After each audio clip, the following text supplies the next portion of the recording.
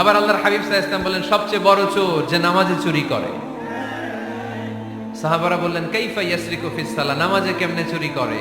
আল্লাহর হাবিব সাল্লাল্লাহু আলাইহি ওয়াসাল্লাম বললেন ইয়াসরিকু ফি রুকুইহি ওয়া সুজুদিহি, রুকু সেজদায় চুরি করে। এরকম নামাজ চোর আছে না নাই?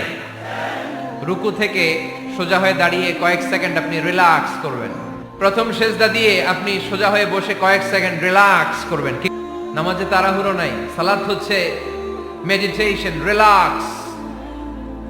এক সেজদা দিয়ে বসে আপনি রিল্যাক্স করবেন ধীরস্থির ভাবে, এরপরে দ্বিতীয় সেজদায় যাবেন। অনেকে সেজদা প্রথমটা দিয়ে কোন রকম মাথাটা তুইলেই আবার সেজদায় দৌড় মারে, আছে না নাই? রুকু থেকে স্ট্রেট ফরওয়ার্ড দাঁড়ানোর কথা, দাঁড়িয়ে 1-2 সেকেন্ড রিল্যাক্স করার কথা, ওইটা না করে রুকু থেকে কোন রকম মাথা তুলেই আবার সেজদায় দৌড় মারে, এরকম ডাকাত আছে না নাই? এরাই সালাত চোর।